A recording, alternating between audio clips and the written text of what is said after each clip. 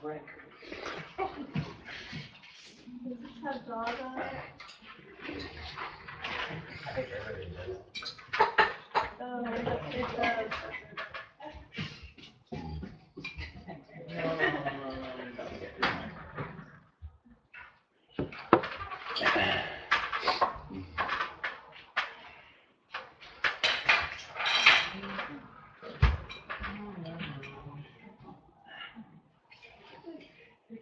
It's like honey. It's someone here.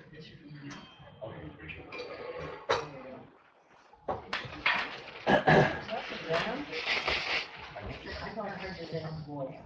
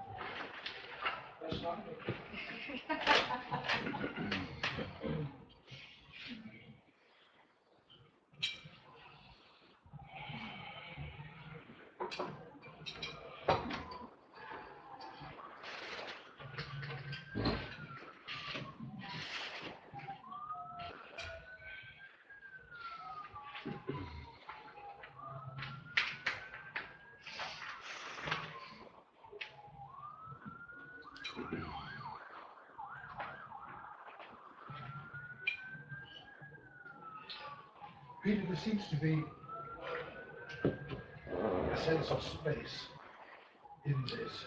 Right. And yet, there is no here or there, but there is a spaciousness. Right. Do you care to comment on that? Well, there's all sorts of apparent qualities. There's spaciousness, there's temporality, there's entityness, there's apparent colors, there's apparent sounds. There's all these apparent textures, but none of them are actually findable. So they're all just they're seemings, but they're not resolvable as to exactly what they are. This has all sorts of modes that it suggests itself as consisting of, but when you look more closely, you can't actually find exactly what they are. You can't pin them down. You can't verify them. It's just a kind of a seeming, and all of these modes are essentially inconsistent because in other modes, in other aspects of experience, they aren't there. So they're all sort of mirage-like. They're sort of there when they're there in the way that they're there, but exactly what is there and what even being there means is an open question.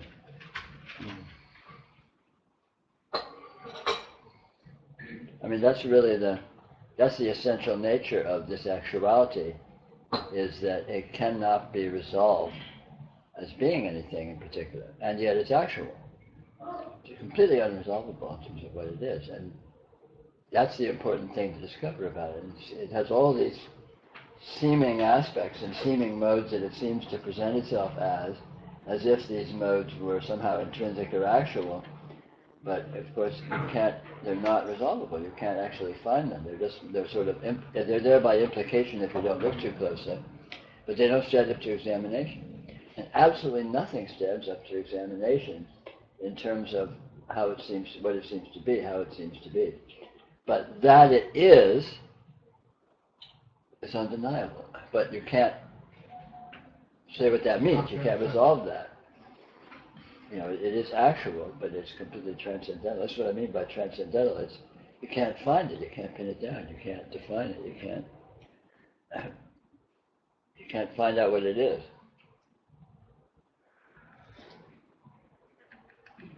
But it's actual. You say you can't find out. You mean like on a microscopic level? Any level whatsoever. micro, macro, Well, plain common sense, scientifically, poetically, any way, any mode of investigation you choose will not yield incontestable results. You can't find anything.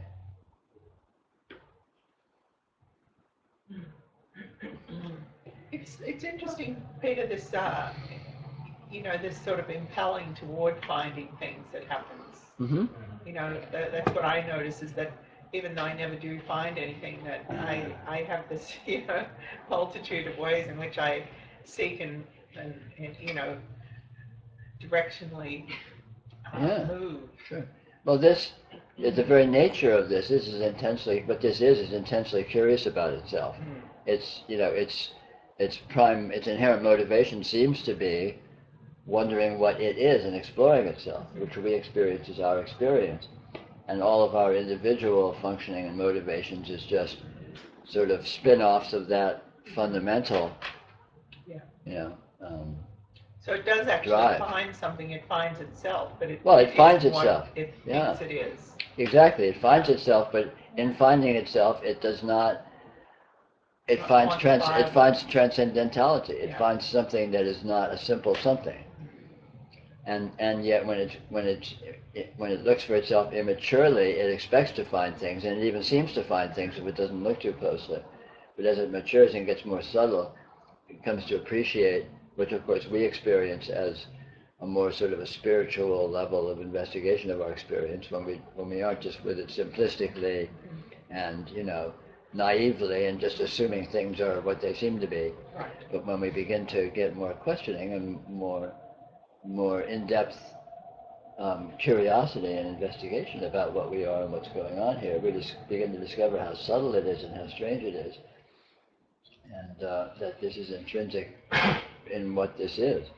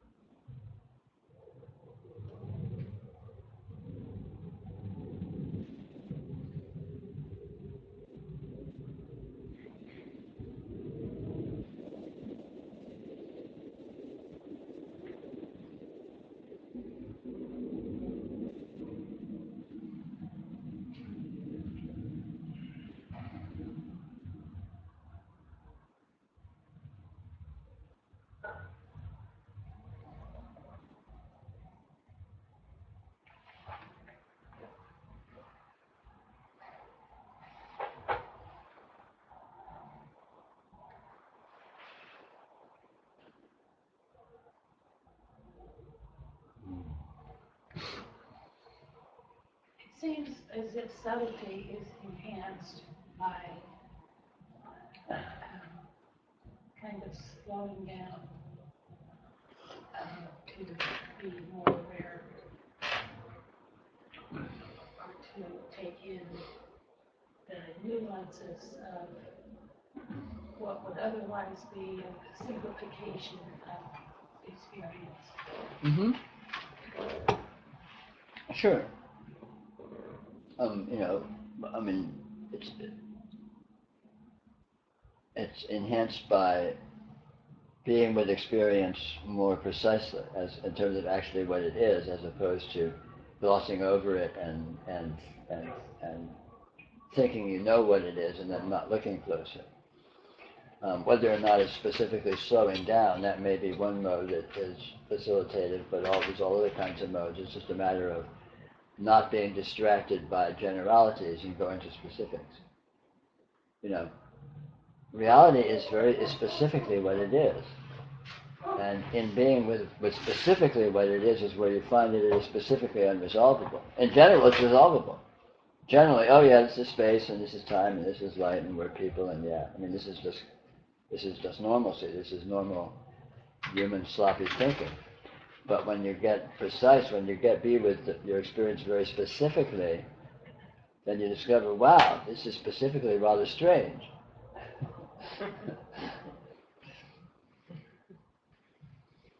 And so anything that facilitates or enables being specific, then is a mode that enables this, kind of being with it more sensitively, more subtly.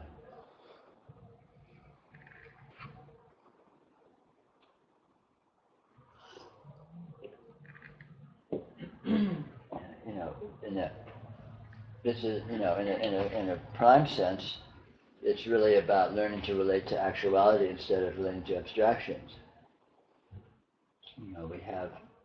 The mind very easily and facilely, as we all know, generates all of these abstractions and models and notions about what things are.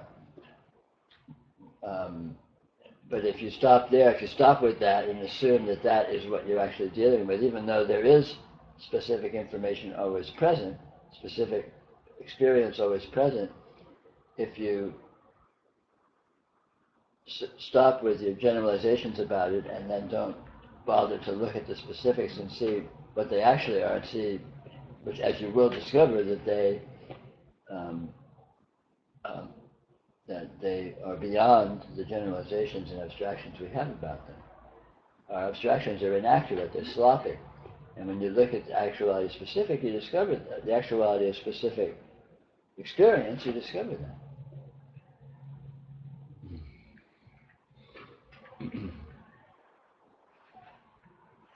I find that I forget to do that.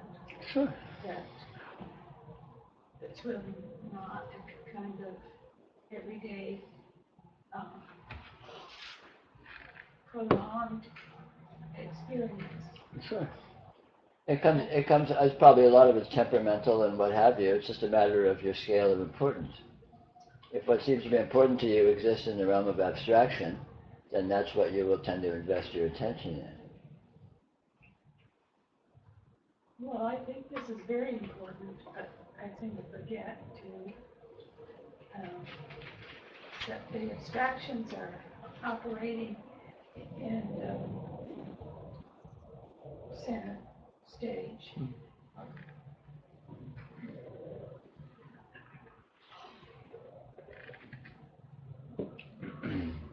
It's kind of like No, go ahead. it's kind of like importance itself. I guess seems to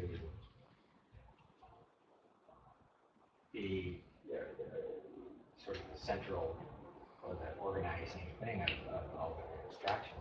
Sure, absolutely. Importance is generated by the abstractions, and the abstractions are generated by importance in a certain sense.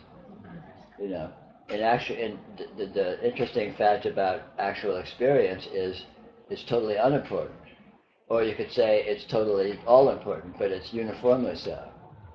No experience is actually more important than any other experience. And on the scale of abstractions, that doesn't compute.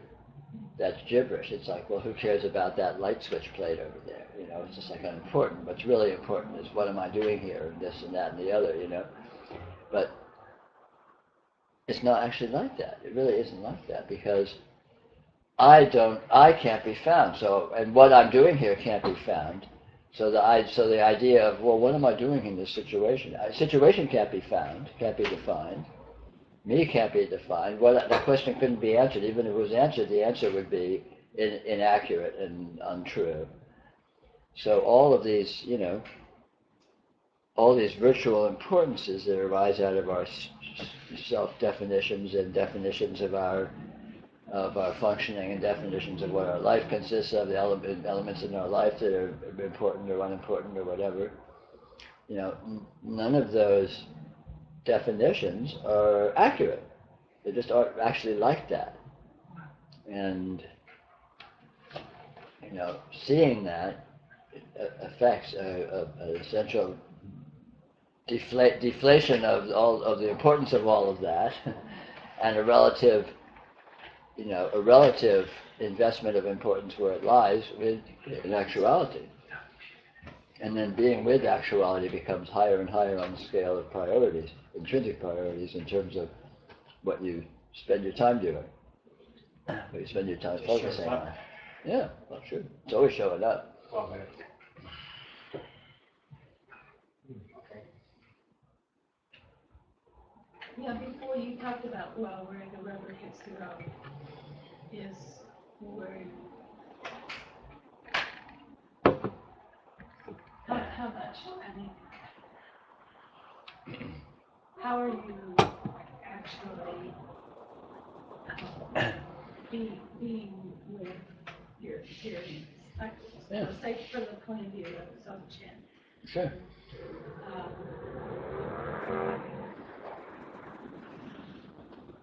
I mean, if we were really doing it, then we wouldn't place more emphasis on one thing or the other. That's right. Well, really? Yeah. Sure. But it's subtler than you might think of it at first, because not placing more emphasis on one thing than another doesn't preclude functioning in various ways. Doesn't preclude specialized activity, which is no more or less important than anything else. But it's not important that it not be that way.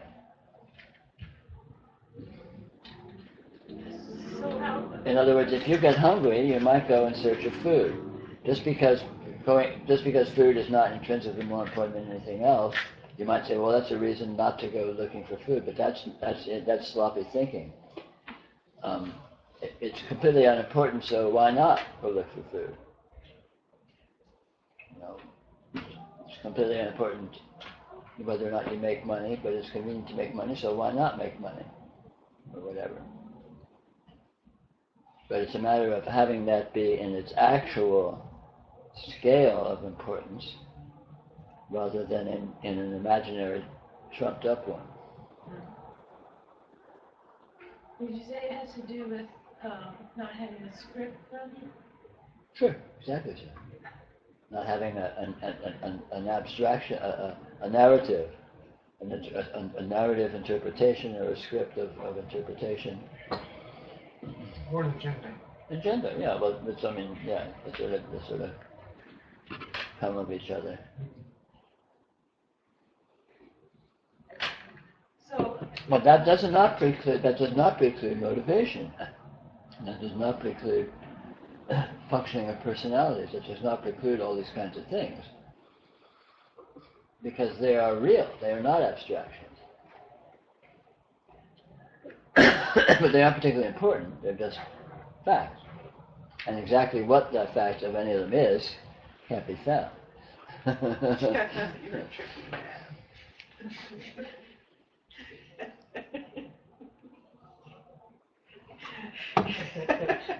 You know what I'm up against. what I find clarifying is just observing when and how scripts have taken over. Sure, that's very good. And then it's like that moment of recognition then seems to be more actual. Absolutely. When you notice the actuality of abstraction, you notice the context that abstraction exists in, which is actuality.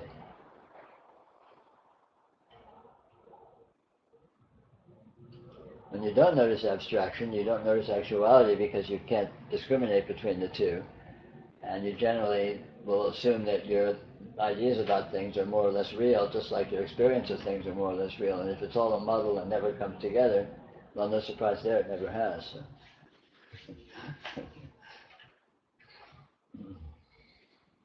It appears like this is an ongoing situation. What's this? coming to see that you've been overcome by abstractions. Sure, it's ongoing until it's no longer ongoing. And then it isn't. I said it isn't. Sure. It's possible to live one's life not hornswoggled by abstraction. That doesn't mean the abstracting faculty won't persist. Abstractions might still occur in mind because it's the nature of mind to spin off all of these things. But you won't be buying in. You'll know that you'll be aware of them as abstractions. You'll be aware of them as mental phenomena, and you won't be confusing them with other actualities.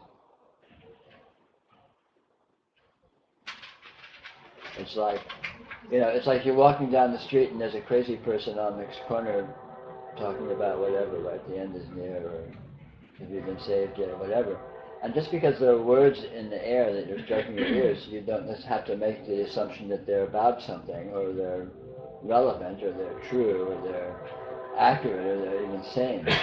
And likewise, just because there's thoughts happening, they pretend to be about something, you don't have to make the mistake of assuming that they actually are about anything, and God forbid that they're accurate and true.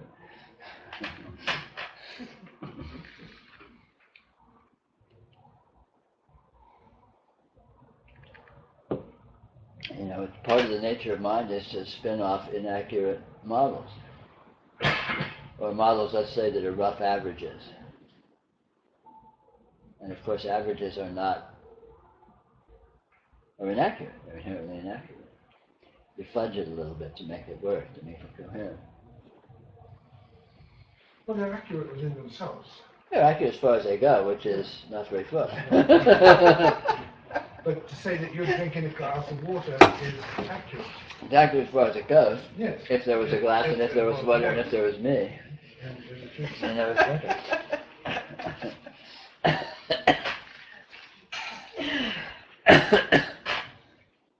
Well, that's the problem. That's why all of this is so seductive, because it kind of works.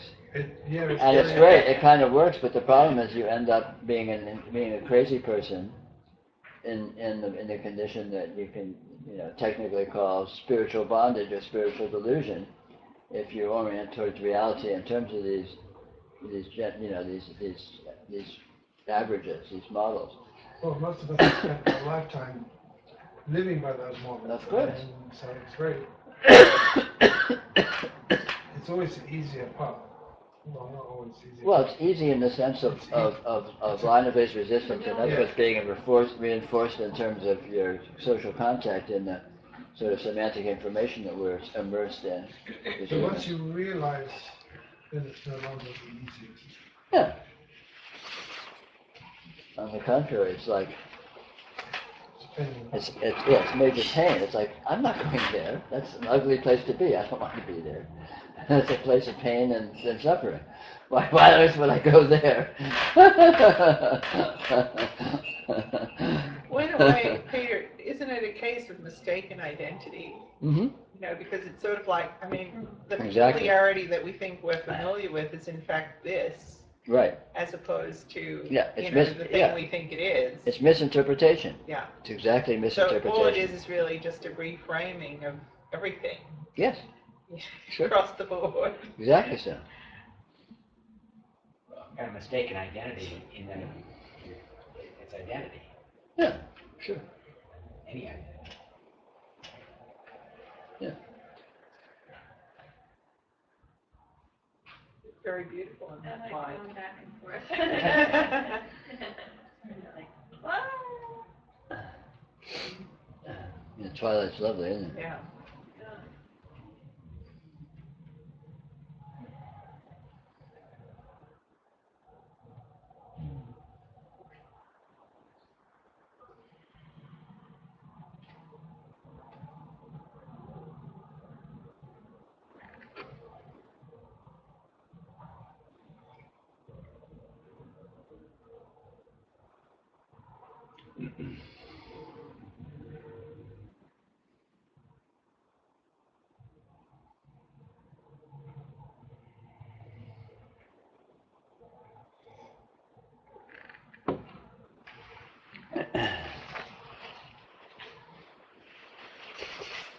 I'm getting, that we need more light in the room now. Yeah, I'm a complete silhouette on screen. It's very So, romantic, very, very, but not very but not very detailed. efficient. No, not very helpful. There we go. How's that? That's better. Let's see. Not much better. This one? Yeah, This, pull the other one. oops, sorry. You probably have to pull that. One more. There you go. There we go, it's quiet now. We're good. Okay, better lighting. That was from Jeff. He's letting me know. Bless you. Sounded a bit like I think he shoved you out of your seat. Oh, that's too good.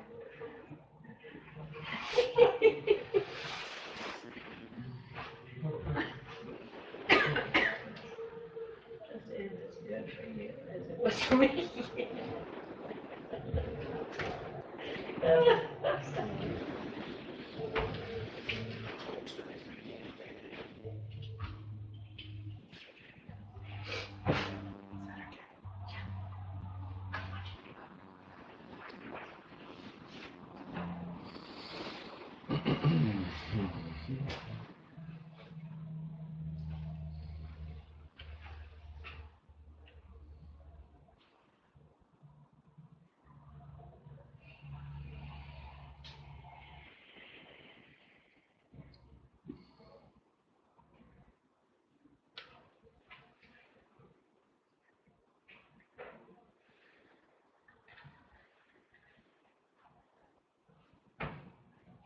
So how do you become more subtle, say, with free floating awareness? I'm sorry, how did more subtle what? How would one be more subtle with something like free floating awareness? What do you mean subtle with something like that? I'm not sure I understand the question. It's that you'd be more subtle with anything. You don't. It's not a matter of becoming subtle. It's a matter of being with what is actually present, and by being what is present in the way that it is present, you will naturally be led into subtlety because what is present is always subtle. You don't need to muster subtleness. All you need to do is be what's actually here, and you will discover subtlety. And you have the capacity inherently by your intelligence to be very subtle, and so as you are with what's here in the way that it is here, and you go into it or explore it or experience it or what have you, your natural subtlety of engagement will be aroused, you might say, or facilitated. Abstractions are not very subtle, so it doesn't inspire or necessitate a lot of. It doesn't call forth a lot of your own subtlety to deal with them. On the contrary, generalizations are sort of heavy-handed and crude and stupid. So you can function at a level of relative stupidity and coarseness with dealing with those things. Well, I specifically was curious about going into free floating awareness. You don't need to go into it. You are in it. Yeah. Go into anything, and you will be going into free floating awareness.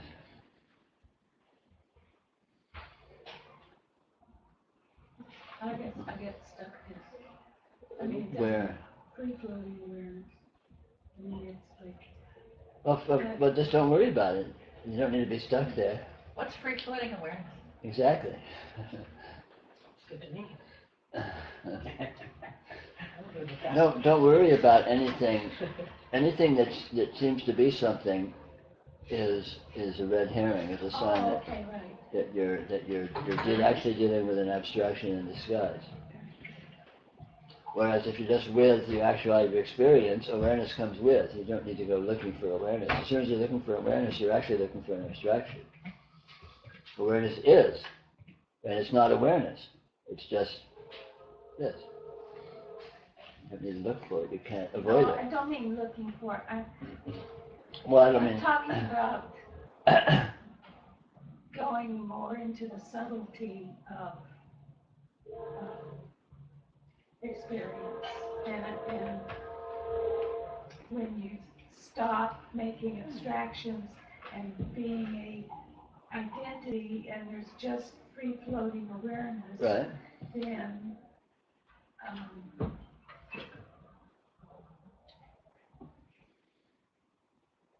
You spontaneously go into subtlety because there's nowhere else to be.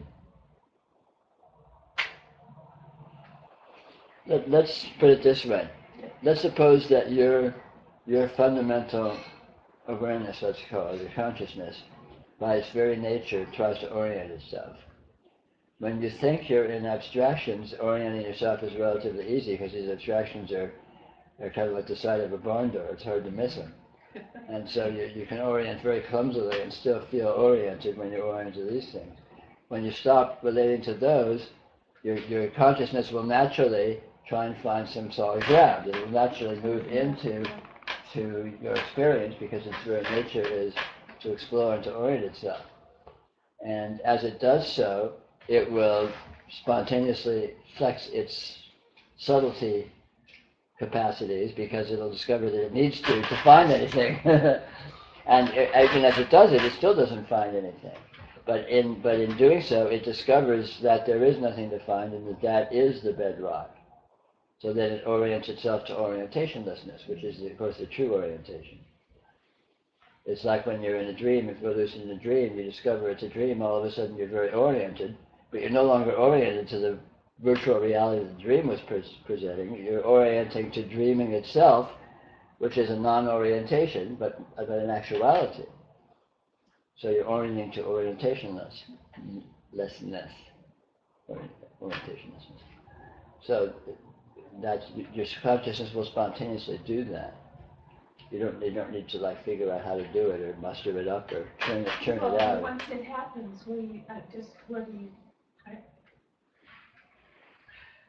it seems like it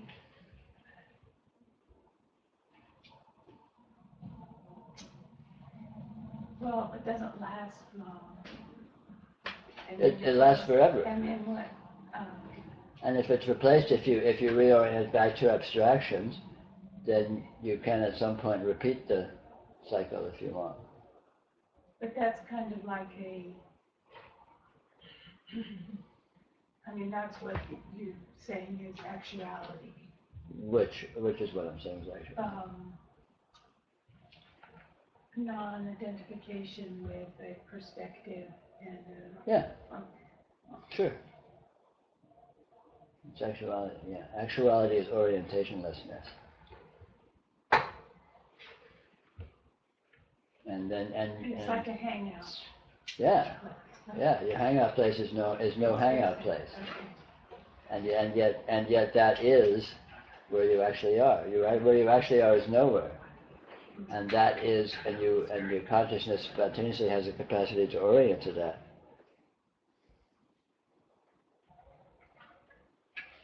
But it's a very unfamiliar mode when you're used to the familiarity of orienting to a conceptual framework.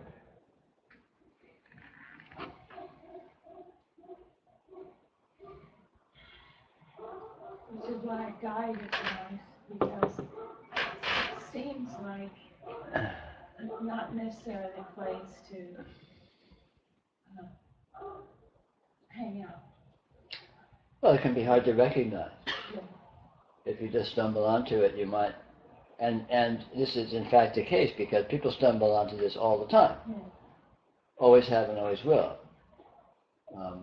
Little children are born into it, and yet it's not recognized or appreciated or valued necessarily until it is. And so, having it pointed out that, hey, wait a minute, there's something here that is actually of value. You didn't just space out. On the contrary, you spaced in. But again, yeah, if you're fortunate enough to find yourself in a situation where you're in contact with, a guide who can actually give you some valuable perspective, or some other circumstance in your life that facilitates that same result, then you're very fortunate. And this is what spiritual unfoldment consists of, is making that reorientation to the actuality, to the bedrock of what is present here, as it actually is, rather than as you erroneously imagine it to be.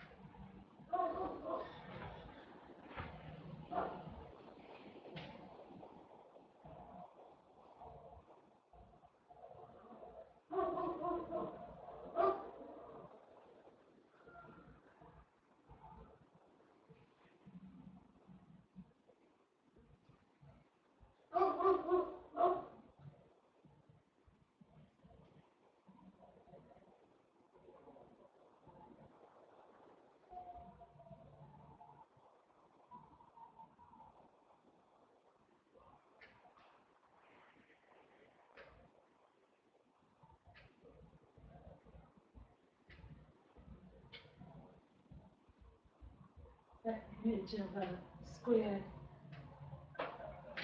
calamari, I mean, just with tentacles going up, and um,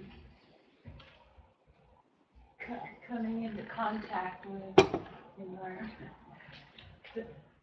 That seems to be the way the mind works. Sure. Yeah, consciousness is spontaneously, intensely curious. It engages, it goes into experience. It always seems to be testing the environment or the discovery of the environment.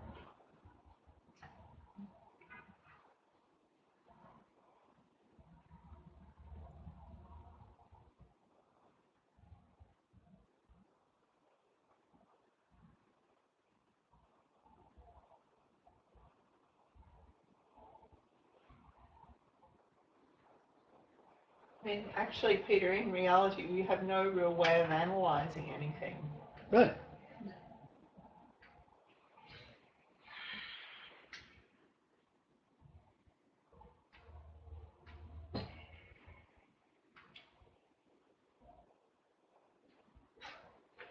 Sure, the framework of definition and orientation that we typically carry around in our imagination is just based on assertions. It's just a bunch of assertions, and they're circular assertions which are based on other assertions, which are based on other assertions, and nowhere is it actually tied into actuality.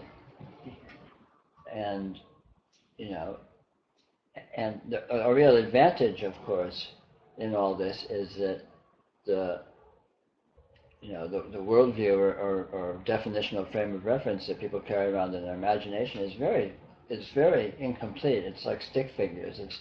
It's full of holes and very patchy.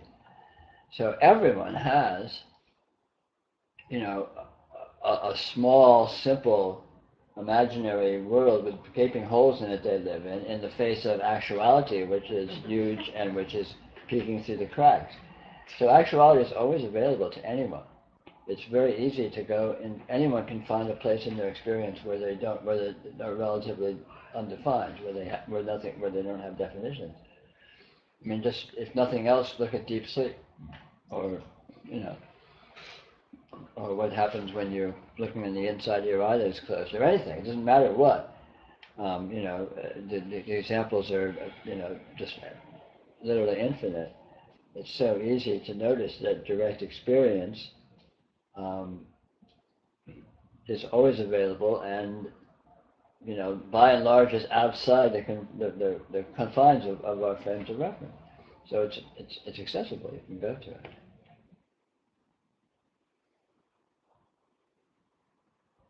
And simply doing that from time to time, or even very occasionally, will spark the natural curiosity, and there'll be a momentum generated in the back of the mind.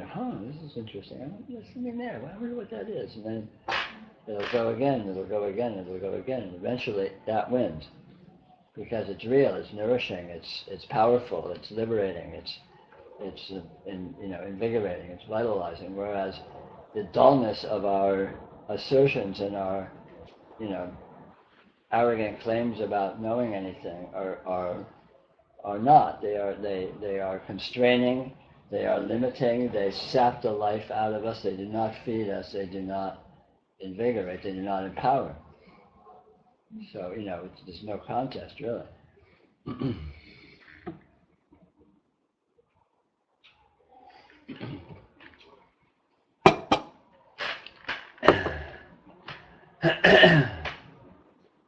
Probably one reason I'm here is because I'm very susceptible to burnout. I think that's what you just described as this burnout that I get almost instantly when I'm in a situation where it's defined. And it's defined 2 days in a row the same way. I'm just like, I gotta get out. And there's just this huge impulse to not stay there and not. Yeah. Painful. Sure, it is. Because ultimately it's not natural. Yeah, definition is intrinsically painful. Yeah, but I see other people just plodding along day by day. Yeah. I don't know how they do it. Why does my life suck? Why am I not having any fun? Why am I stuck? I think some people are numb too. They don't notice that it sucks. I think I'm just lucky.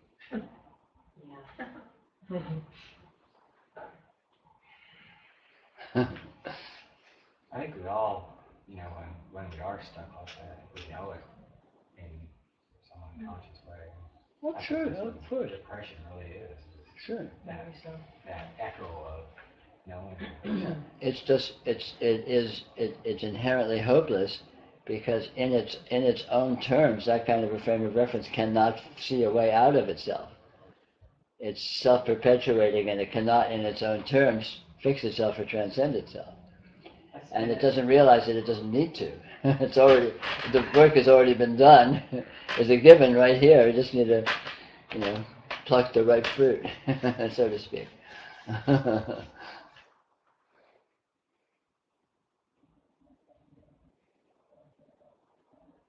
I remember there was a time a while back where I couldn't even bring myself to look directly at anything. Because this was painful.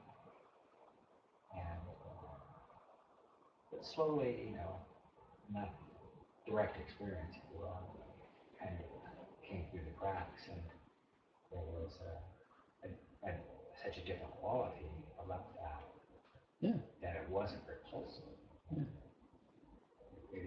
The whole stick figure world became a kind of sort of inherent impulsivity. You know, it's like almost like being pushed off of a magnet. You know, it wasn't even any more known as repulsive. It was just automatic. Yeah. You know, when you begin to get an inkling that there's an alternative, it's a no-brainer that you're going to be motivated to explore that and to move into that to whatever degree you can. Well, because it's so stifling. Yeah, part of what I'm saying is that habit that was so deep that even when alternatives started to become somewhat apparent, there was still this habit of not looking. Sure. You know, Oh yeah. I couldn't do it. Sure.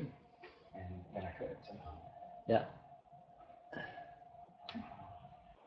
Well, it's all ultimately mysterious. I mean, you know, even these sort of figurative ways we're talking about are actually and ultimately completely inaccurate. And exactly what happens and how it happens is wide open in terms of pinning it down. I mean, I'm hoping for that kind of knowing anymore. Good luck with that. But yeah, I mean, in fact, that's part of what it seems like is being able to look, see, be seen, is not needing that kind of thing so much. Yeah.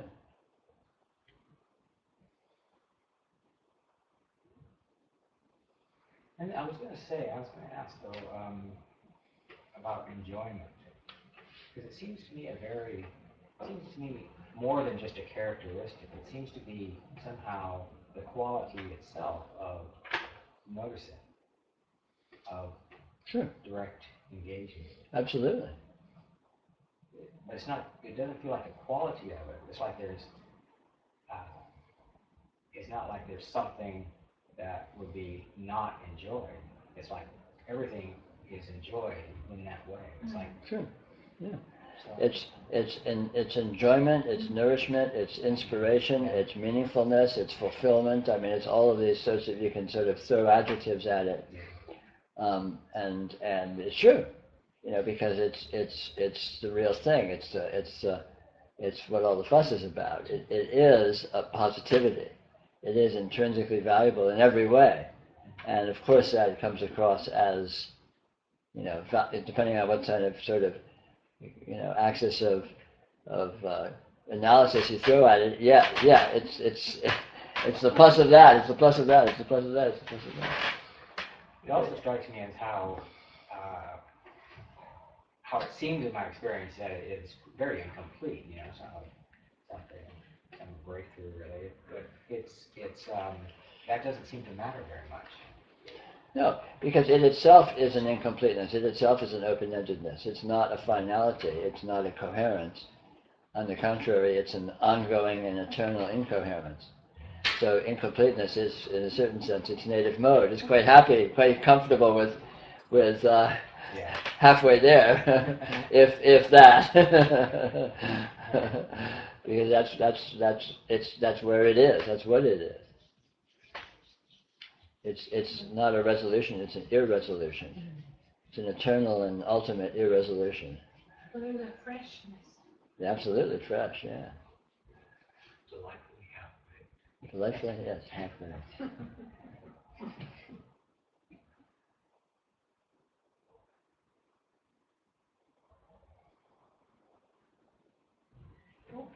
Peter, you know, I've been really struggling with this whole issue of my family and the estate and la. Yeah. And it's just sort of like trying to see the reality of that and figure out what to do, if anything. And nothing's happened, you know, because nobody knows what to do. And it is, you know, this engagement with stick figures is sort of, you know, it's pathetic at best. And, you know, inherently, I understand that everything is doing itself, and that something will happen, and I won't know necessarily what that is until it happens, and even then I'll be unsure of what it is. But, you know, it does keep me up at nights sometimes at the moment. Sure. Wondered if you have any thoughts on all of that. Well, your current mode is this is what your current engagement looks like, and you could describe it as a challenge or something, but it's really just where you are at present with exploring the energies of your being, of your life, and showing up in these various guises, and you're grappling with it in the ways that you do, and in the course of doing that, you're exploring, you're discovering, whether or not it's obvious or seems to be, earth-shakingly so. Nonetheless, it is the case that it's your avenue, your vehicle of exploring your reality at present, or an aspect of that anyway. Yeah. I mean, ultimately, I fully see that there isn't anything else there other than me. Yeah. So it's interesting that this whole thing, Sure. This whole thing goes on, and it's got nothing to do with anybody else. Yeah. But that's the way of it.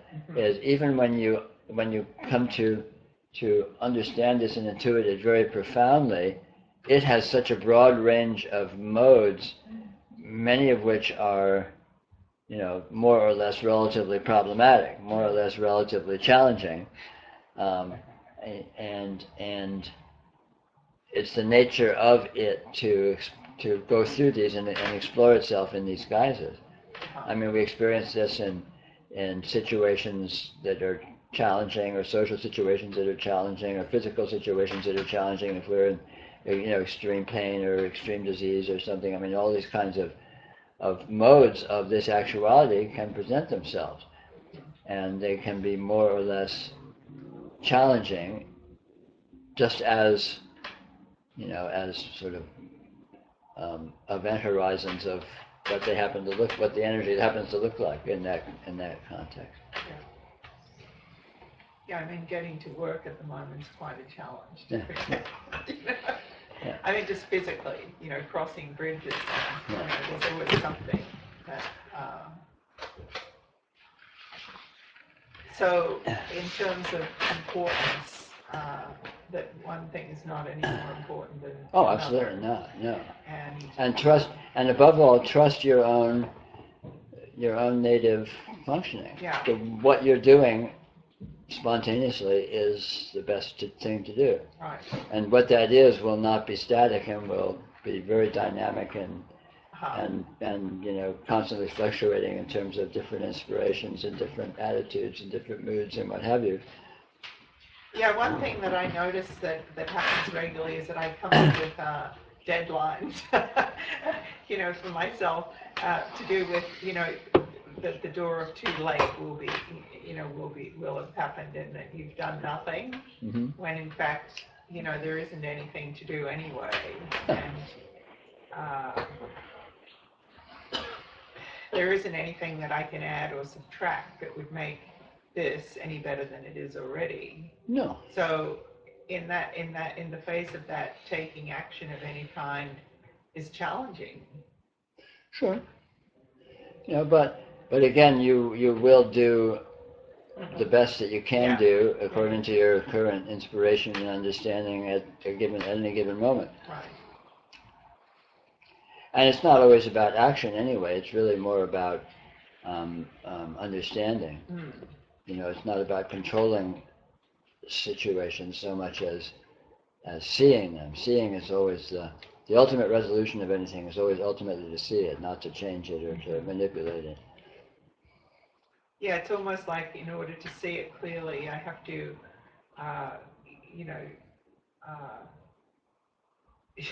juggle out of the way any idea of what I think it is. And that's always the case. Yeah. That's true across the board. Our biggest inhibitions, our biggest problems are not situations, but our ideas our ideas of what they are, which are always inaccurate. Right. So yeah, sure. That's it. That's the whole situation in a nutshell, right there. more of the same. I mean, ultimately, it's things like your family and the house and this, that, and the other are not real problems. They're just ongoing situations that will unfold as they do, with never a final resolution, just constant dynamism. And so that, in a certain sense, is really not the issue. The real issue is you're being stuck in it, or you're using it as a vehicle of noticing. Right. Yeah. Because no objective situation has any optimal way of dealing with it, and all objective situations eventually are transcended as they mutate and evolve naturally in the flow of events until they're no longer irrelevant. Yeah. Yeah.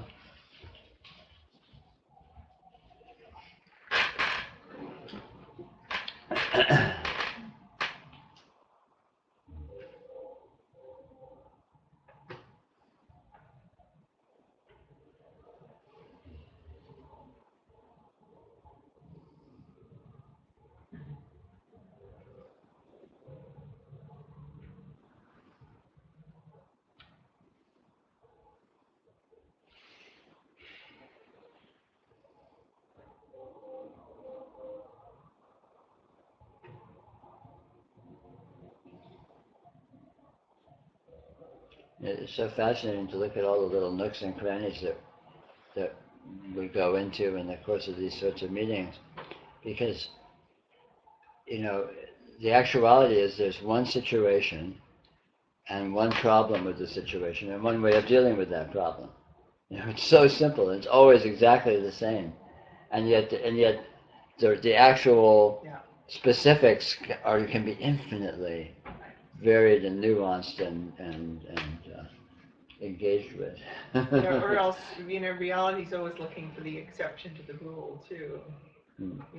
If there is one.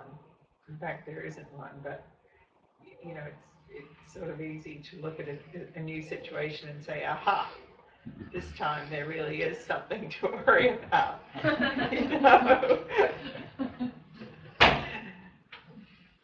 Or I find that that's sort of a natural mode of, that fine in all circumstances except this one particular case, which, of course, family being the high water mark.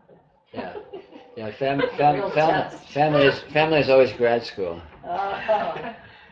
We love You think you're on top of things, huh? Here, check this out. Families are the final exam. Yeah.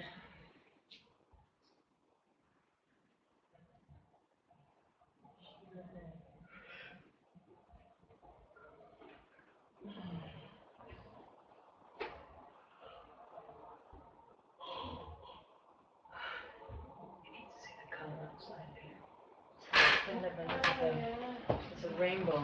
Yeah, nice. Very nice. Rainbow sky. Very nice.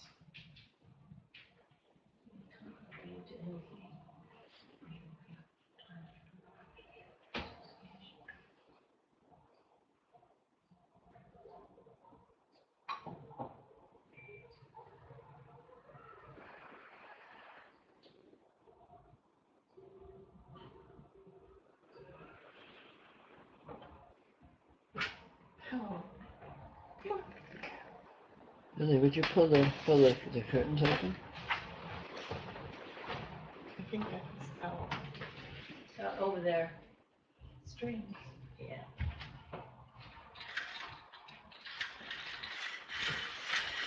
Have to go over there, and the next to it, I think just pushes up. Well, why don't we To take the a right. break, and I will give the people in internet land a view of the sunset in the Bay Area here.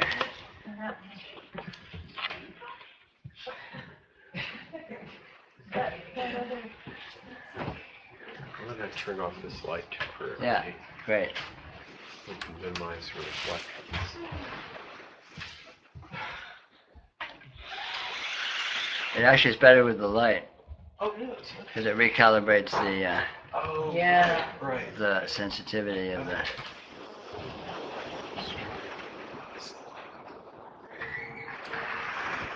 Oh, that's good. The direct experience. You know what, if you pick up your computer and go to the other window. There we go. No, I'm just leaving it for our break. I'm not going to do it. Wait a minute, but it's over here. It's over here. Well, no, it's pretty good right where it is.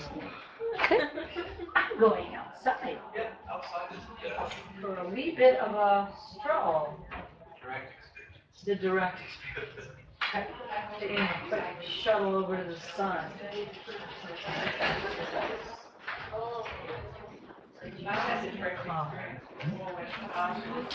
Wrong key. Well, when it-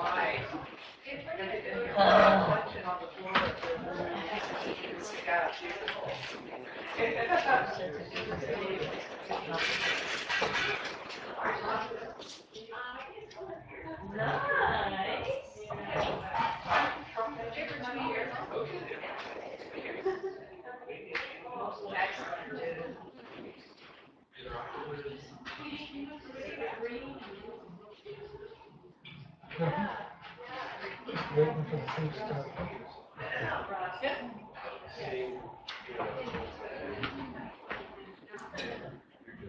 Soon they'll get hold of the truck.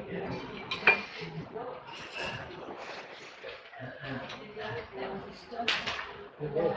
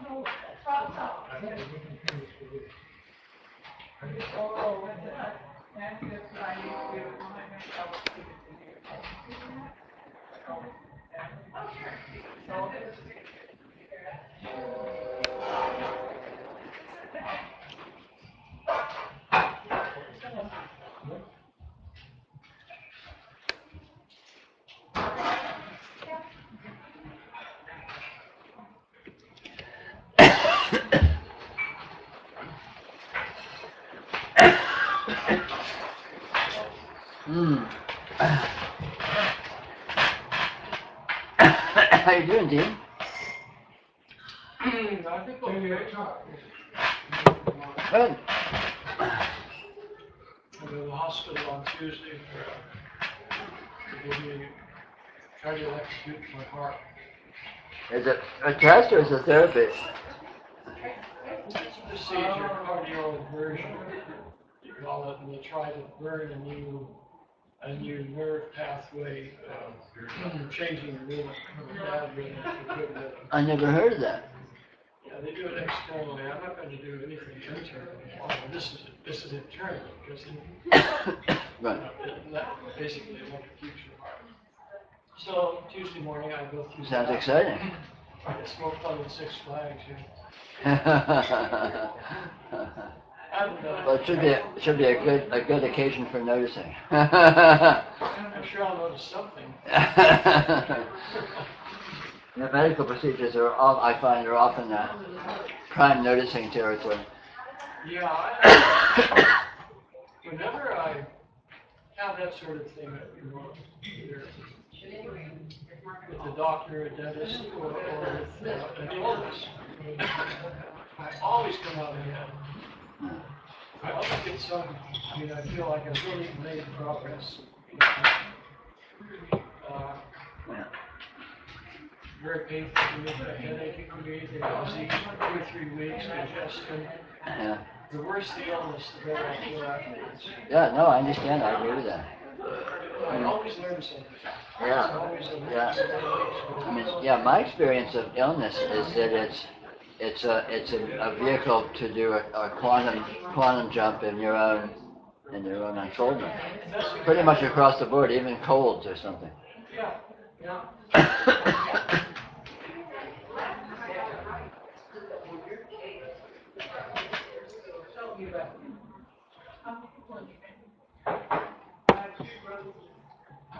I've gotten to the point where I hear when someone's had an accident or something, I think, great. Socially. Everyone's around. I keep it to myself because everyone's going, oh, did you hear what happened to so and so? It's so terrible. And I'm like, lucky them.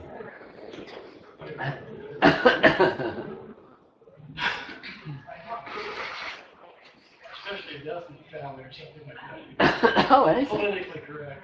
Yeah. Oh, yeah. What are you talking about? Oh, we're talking generically about how illness or major challenges like to your health or something, or extreme experiences like that, are almost always unfoldment experiences. Every time I've been seriously ill or anything like that, it's been transformative, and I come out of it afterwards, basically a new person. Even just getting a cold or something, it's out to some degree or another. I feel that way about my friend, my whole situation. Oh yeah. I feel like I came out the other side just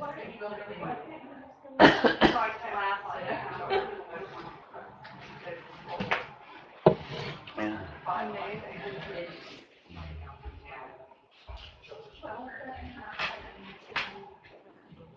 So are you saying you welcome that kind of stuff now? Oh, absolutely. And we were just talking, when I hear someone else has been in an accident or something, to myself I say, oh, yes. It's socially more or less incorrect to voice those kinds of opinions, so I generally keep it to myself. People around me going, oh, did you hear what happened to so-and-so? That's so tragic.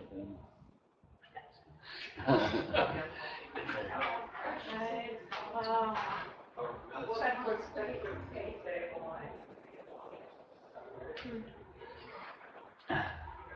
So Peter, I just realized usually at the end of these, thank you for another mind-blowing experience.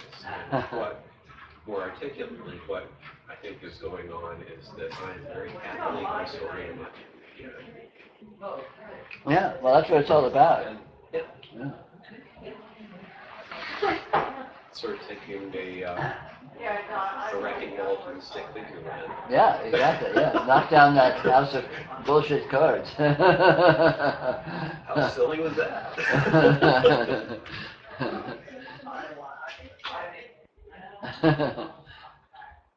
Power of God, silly. Silliness with the power of God. That's how it feels to me, like, oh my God. Yeah. This cake is just outrageous. Did you try the chocolate one? No, not yet. No. It's good.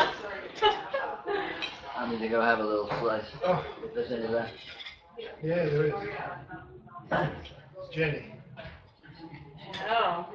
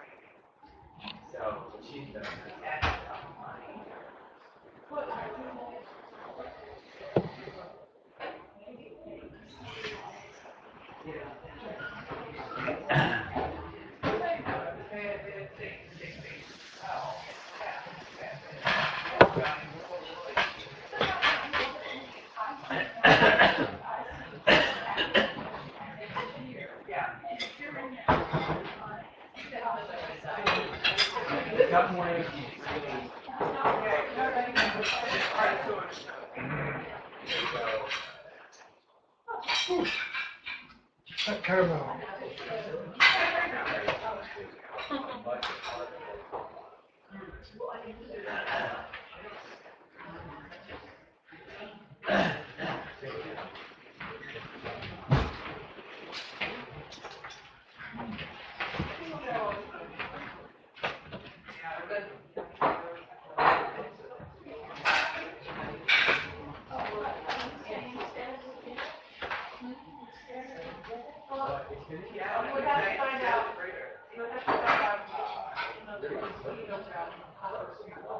When you leave, do you have a view of the sky?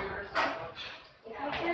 I have a big screen or a sliding door, and I sit right by the opening. And it's not far. Is it north, south, east, west? From here west, north. No, when you look out the window. Gosh, that's funny. Mostly north. South, east, and west. Our house looks directly east, so we see the sun the sun comes. Yeah, we don't live in a valley, so sunrise isn't really a thing. The sunset is by me.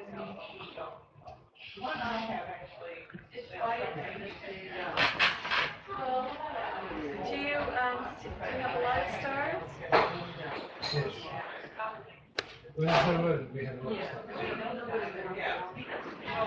I have quite a few, but when I was at a house in the hills of Santa Cruz Mountains, Yeah. jewels, you can't even see the Lion Belt or the Big Dipper because it's just solid jewels. I'd like to see that. I've seen that a few times in my life, but it's nice to live where you can actually see that a lot. Yeah, it sparkles and it's glistening. That's nice. Drive the desert. Yeah. Where I am now, it's pretty much just Big Dipper and a few extras. Oh, we don't get any streetlights or any. It's pretty dark where you live. Yeah, I mean, we get lights from across the bay. Well, I'm over the hills in Fairfax. It's pretty dark. Yeah. I think maybe I have Fairfax. Right. I don't know. This guy I ever saw was in the Cayman Islands in 19, it must have been 1970, before the Caymans were very developed. And at one point I was standing on the beach, and basically there's this ocean for hundreds of miles and no big cities around there anywhere. Yeah. And you can't tell where the horizon is. It's just stars, it's like a brilliance of a billion stars coming down, and then they're all reflected in the ocean. Oh my God. Unbelievable, the absolute most luminous sky I've ever saw. I'm so glad I had that experience. It must be something similar to being in deep space, just this Ollie, you're bugging me. That's what I tell Peter. You're hovering. Maybe we can regather before too long. Ding, ding, ding. You're competing with I think we started up again. Kids.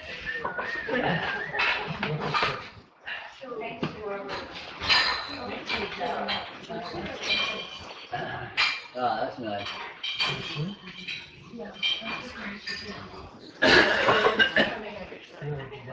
Yes, please. The science office is not a place over there.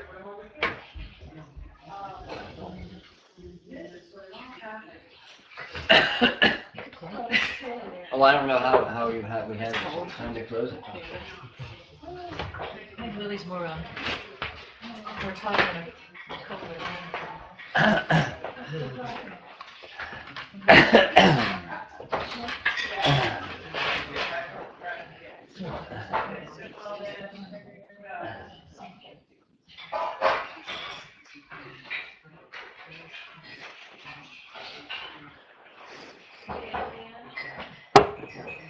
I'm a little green.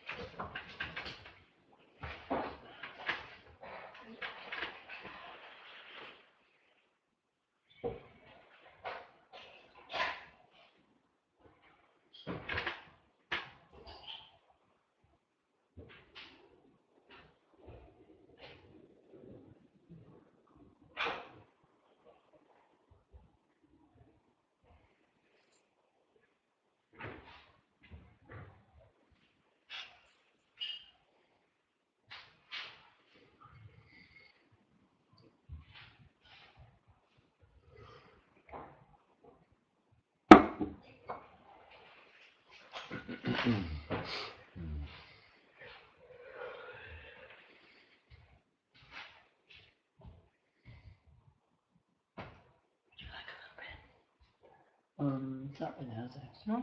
Okay. Shall I finish it or not? Don't know. Okay.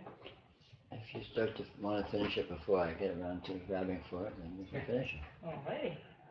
Sounds good to me. What's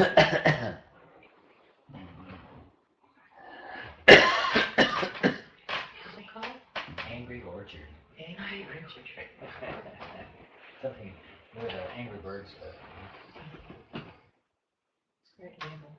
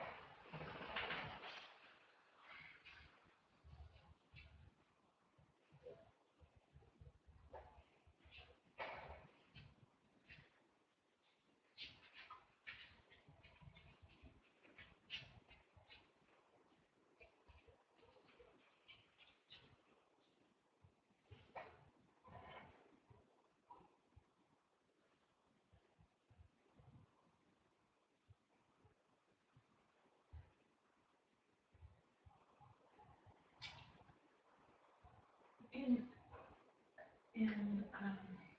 wanting to understand Mm-hmm. or get what you are saying, would you say knowing what this is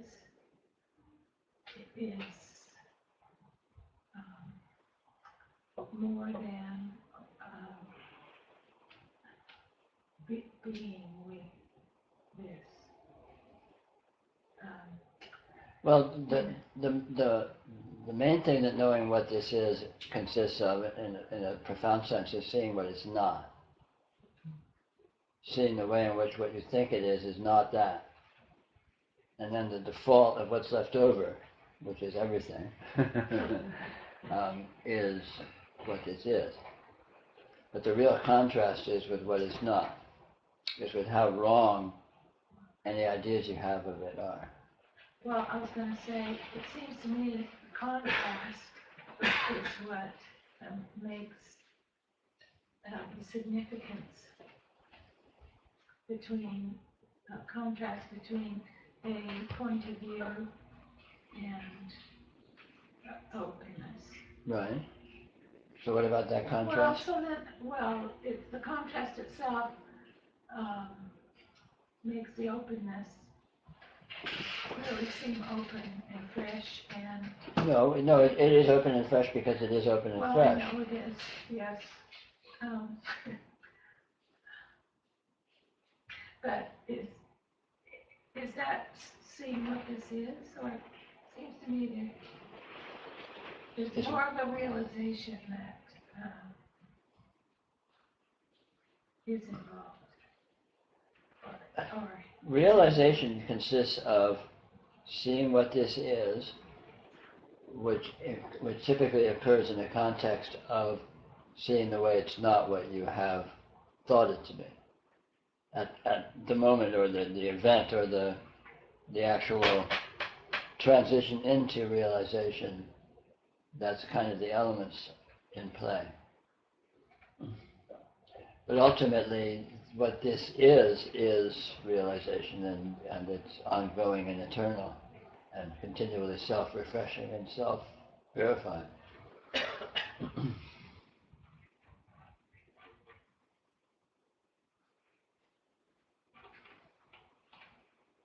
is that an answer? I don't know, was that a question? Ask me a question, I'll give you a good answer. Want to do it again? Anybody else hearing? You want some air? Sorry. I'll start taking clothes. If I didn't address what you're looking for, try putting it another way and we'll see what we can do. Okay, I don't want you to get cold. Seeing the contrast from being in a perspective of Right. a point of view and not Side window around and there. just Is that enough? experiencing open space Right.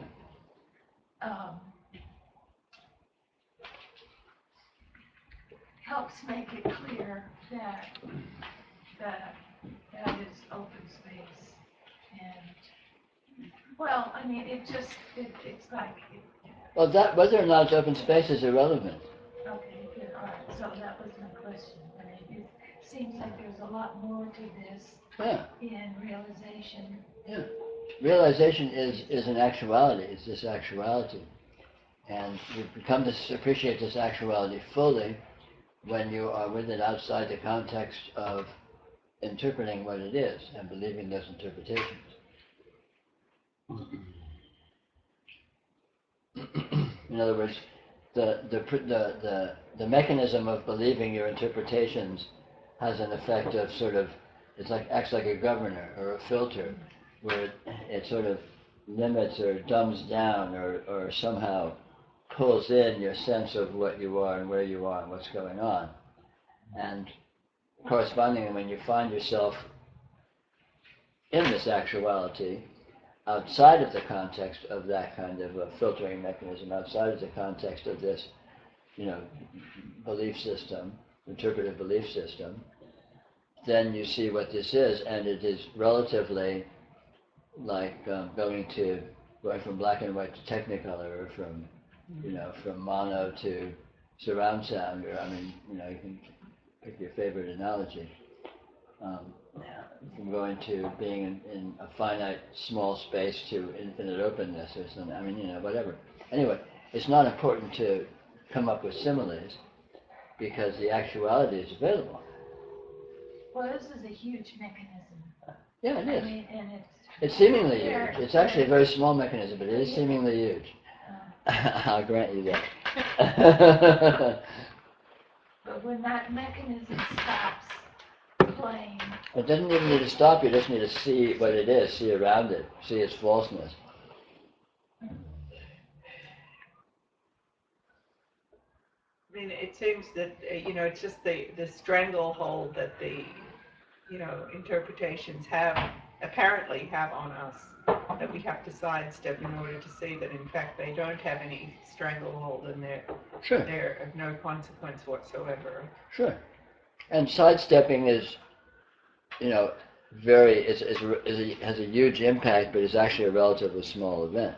Albeit is admittedly difficult to impossible to do when you have a death grip on being locked into your belief system. But having a death grip on something is really just like having like a finger up like this, Absolutely. They use having the umbrella held over, blocking the sun. Yeah. From, Sure. Yeah. where you're like, gosh, I Really just dark can't in see here. anything at all. Yeah, It's true. No, it's absolutely true. But you don't see it until you see it. Right, yeah. You know, that's the That's the damnedest part of grace. it. Yeah. Yeah. Ultimately, yeah.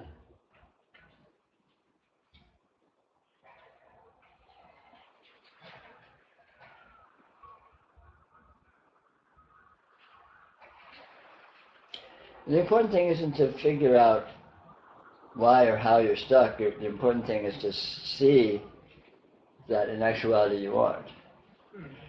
So, you know, it's not a matter of reverse engineering or figuring out the mechanism of stuckness. Just look around it and notice that it's actually not. There's alternative. It's actually not the case.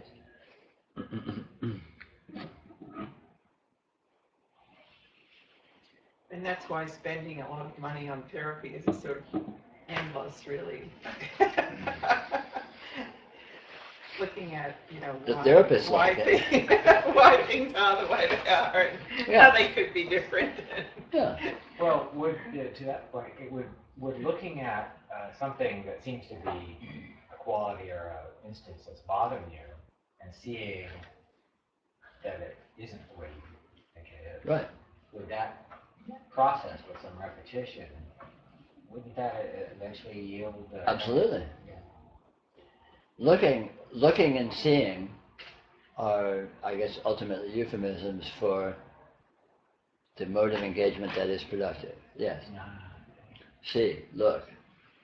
That's what works. Sitting and thinking, figuring out, Right. doesn't.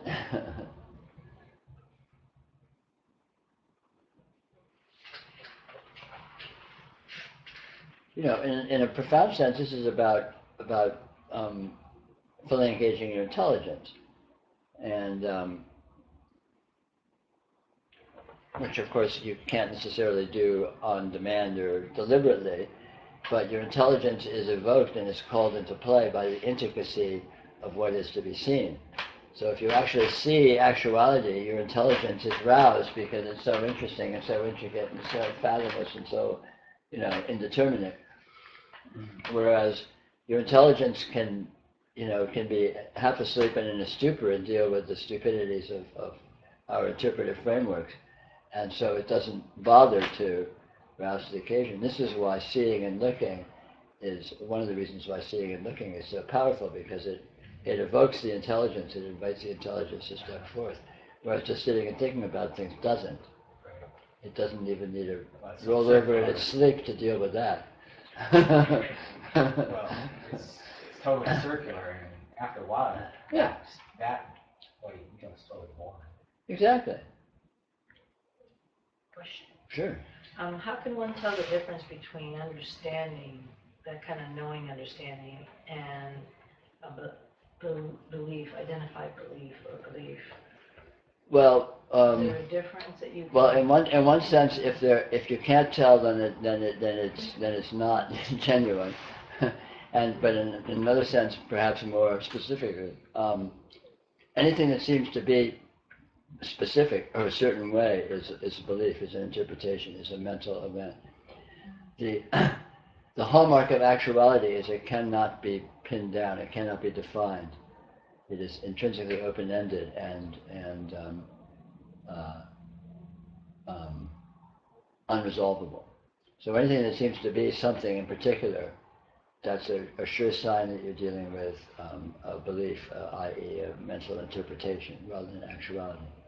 She says that's the answer she came to as well. Good. Great minds think alike. Well, it seems to me like if you have that moment of not sure, then right away you've got an opening there. Sure. Where you're intuitively somehow identifying a possible belief as opposed to, in other words, you're in a state of inquiry rather than a state of thinking you know something. Yeah, quite possibly, yeah. So that's kind of nice.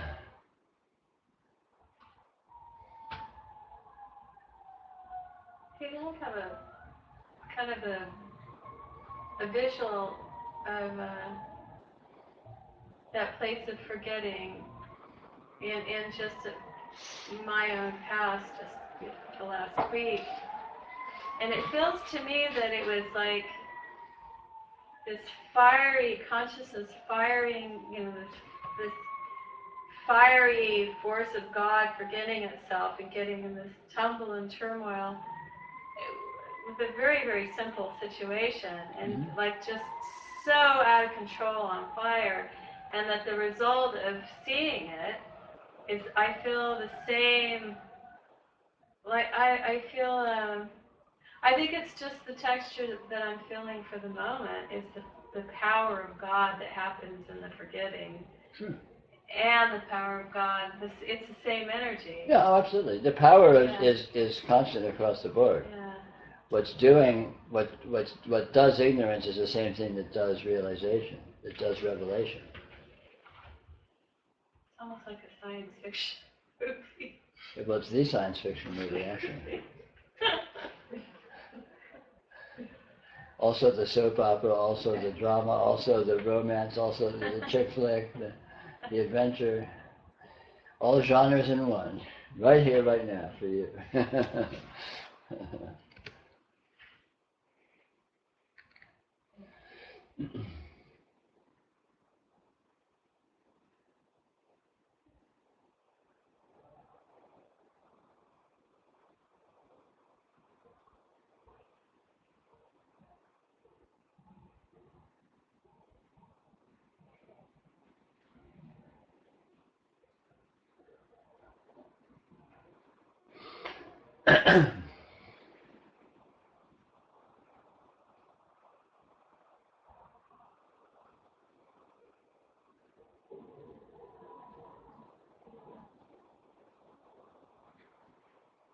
Well, it's almost like you were saying during the break. I mean, it's almost, well, it's obviously what reality wants to do is to go in and forget and have this crash and burn.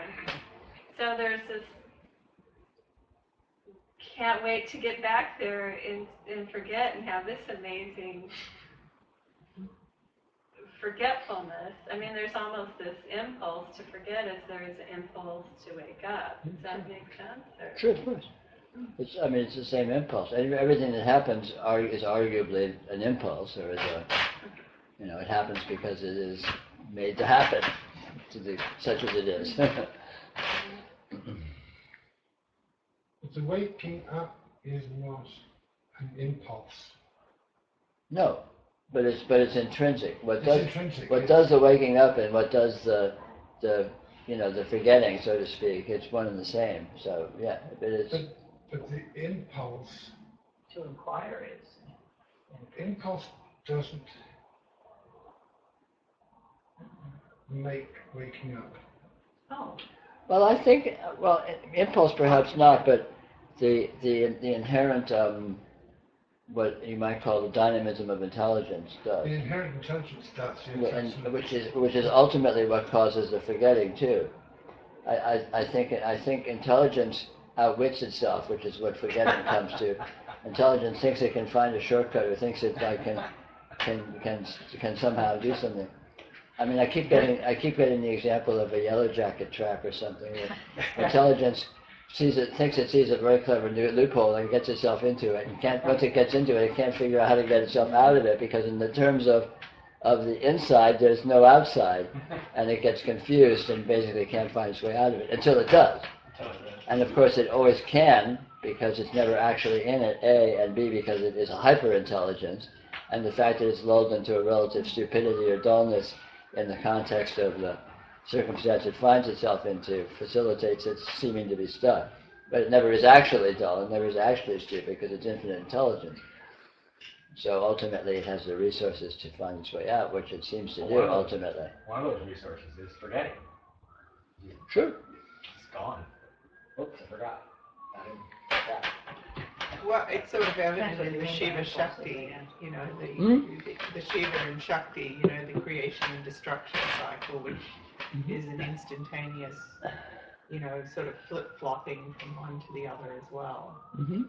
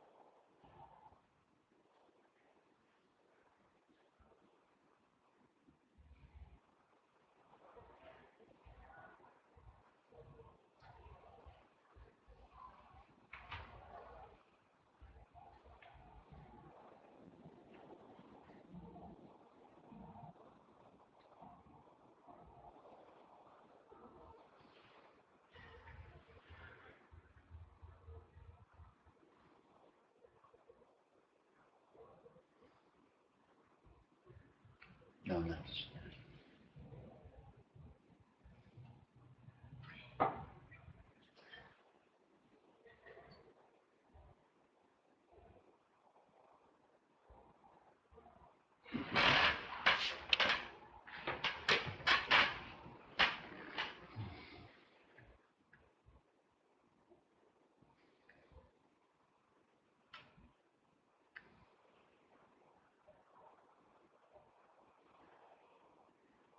Lately, it feels like I've discovered that spiritual dark matter. It's not this the not knowing seems like it's just huge. yeah, absolutely. What's known or seen or even what appears seems to be just like this little flitting thing. Yeah, You know, I agree. touching it. And it feels like it's a great mass or something. Great. Yeah, literally infinite. Yeah.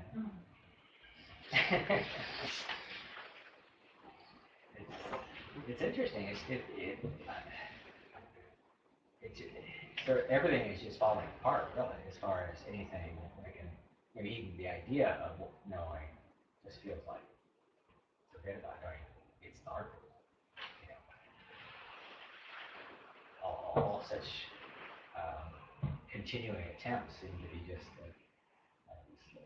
squeaks on an infinite chalkboard. Yeah. The way I would put that, sort of what you're calling spiritual dark matter, what I would say is that even that which presents itself, which is even seems to be a potential basis for investigation, is minuscule in the face of that which is not, it doesn't even present itself as anything you could even look at, and yet this is intrinsic. It's weird that there's even a sense that it's there. You know, I mean, how can you know? It's not known. But it's like, it seems to be there because as I look at anything, it's just a kind of a roil of interchanging things all the time. I think it's there I think it's there and perceived such as it is, although perceived isn't the right way to put it, through identity. You are this, so there's a knowing of this, even if there's no explication, even if it's not presenting in a dynamic sense. It's not an object out there that because it's not presenting, you don't have access to. On the contrary, you are it. So there's a direct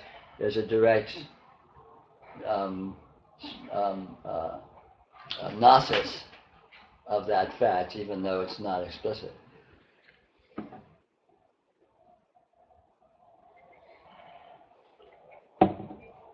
I mean, ultimately,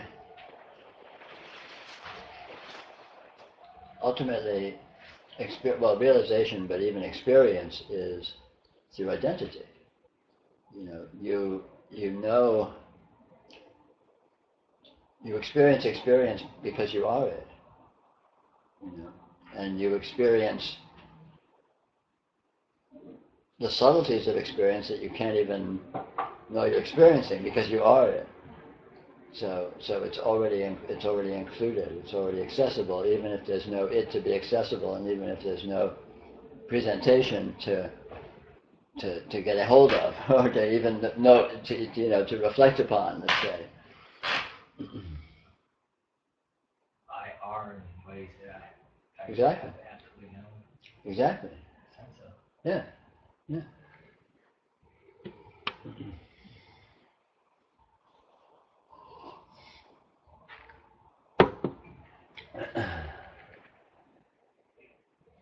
In the sense of looking closely or directly, I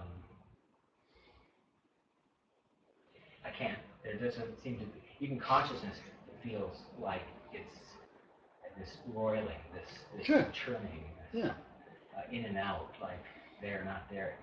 Yeah, because nothing is resolvable. Nothing resolves to a stability, to a stable condition that is findable. It's not even. Of course, it's not delineatable or definable, but it's not even findable because it's not even that stable. It's too indeterminate. It's too incoherent. It's intrinsically paradoxical in infinite simultaneous ways, or something. One of the weird things, though, is that it feels kind of good in some weird way. It's totally good. Because in spite of defining it in negative terms, in terms of its findability, in terms of what it is all inclusively everything. It is life, it is intelligence, it is meaningfulness, it is vitality, it is power, it is all of these, and it has access to itself, i.e. you have access to it. So it's all good in its own terms, even though you can't prove that or define it or even talk about it except very vaguely.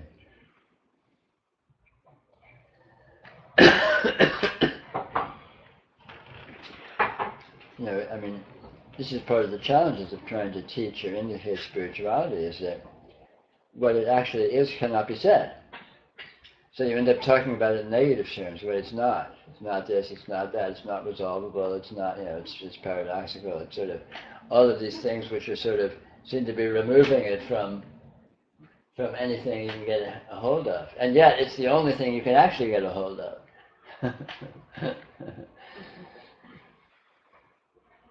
I lost you on that last curve. Well, in the sense that it is actual, it is a positivity, and all of this supposed resolution that we imagine is a fantasy. Unresolvability is concreteness, is actuality, and the fantasy of concreteness, the fantasy of resolvability, is a fantasy, and hence is totally unconcrete. Has no existence whatsoever, no basis in fact. It's a delightful. It's like Santa Claus. Unresolvability is the new concrete. It's the new actual. Actually, it's the old actual. But it's kind of in the who knew category. Well,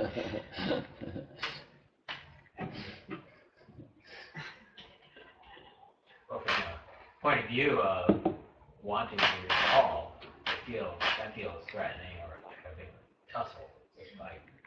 But there seems to be a way that it's not at all. Sure. But wanting to resolve is ultimately naive and immature fantasy, and as one moves into maturity, into a more mature outlook, that's seen as unrealistic and whimsical at best, and it's no longer frustrating that it's not possible. No, not frustrating. In fact, frustration doesn't seem to have anything to do with it. No. It turns out to be ultimately satisfying, but in a way that you wouldn't have thought, and you can't really explain. Because it is a positivity, it is an actuality, it is You know, it's not nothing, it's everything. So, whoopee.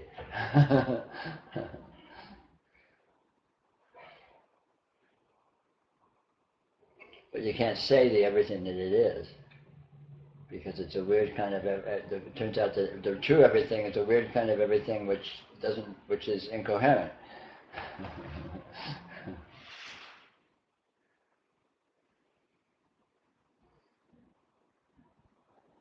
But the problem is not with it, the problem is with the deficiency of human language. Human thought is too small to encompass this astounding profundity, this astounding positivity.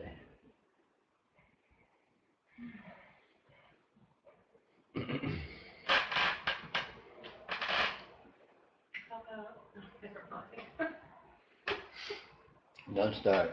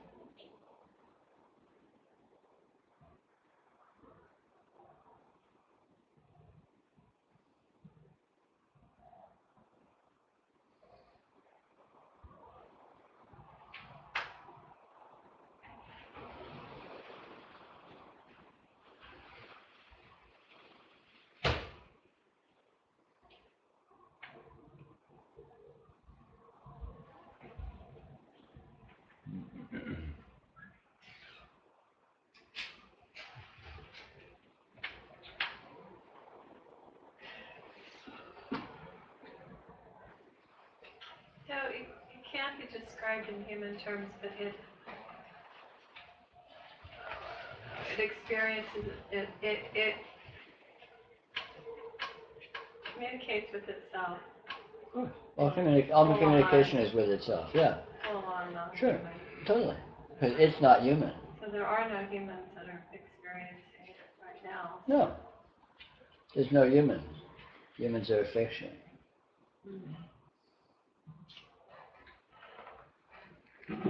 Experience is not a human phenomenon. Experience is a divine phenomenon.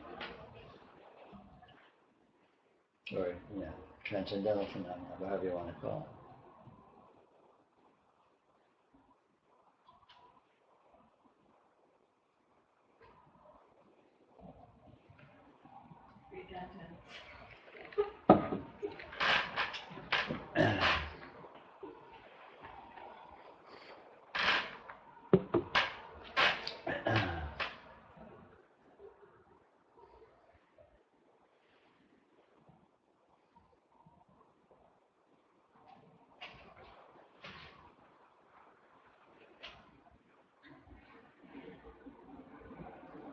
I mean, that's why you don't even prepare when you come here. It's amazing that you're talking. Well, it is. It's totally amazing. Talking and hearing are all totally transcendental events. They're explicit displays of infinite bottomless mystery.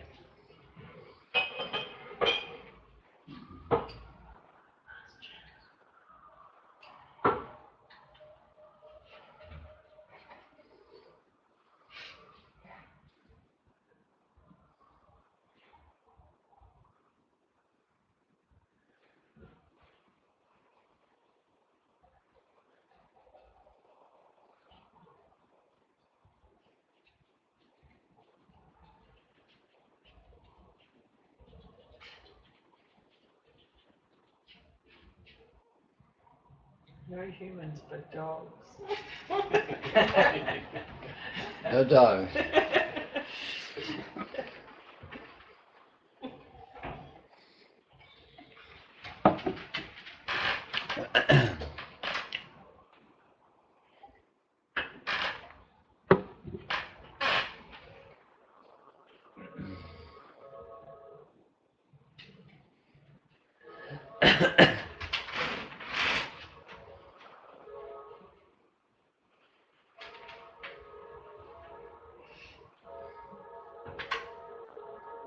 A quote from one of Aleister Crowley's poems.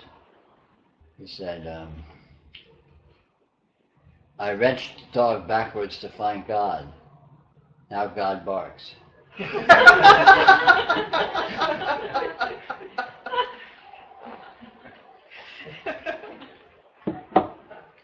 really great line.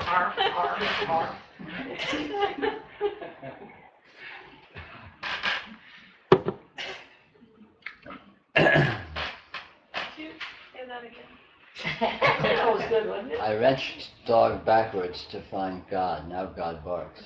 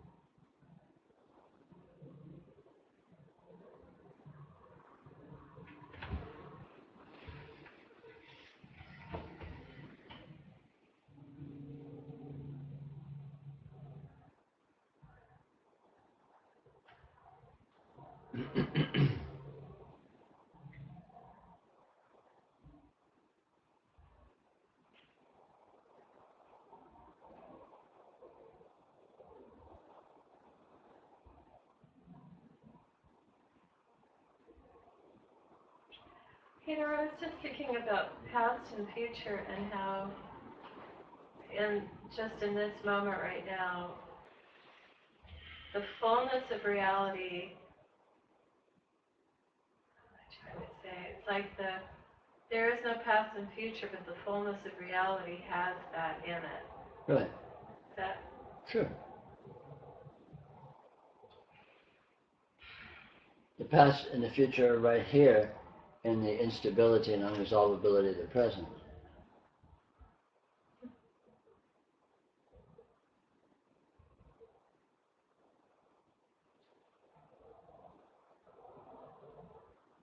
It's interesting to let go of the past and the future, and then to be right here, and then find them. Yeah. but The- not the concept of them. But Yeah, the reality of past and future are happening right here in the way the present works. The fact that the circumstances in the present are constantly disappearing and constantly reappearing and slightly mutated in real time is the totality of past, present, and future. And a projected past going back extended over time, and a projected future going forward extended over time exists only in imagination.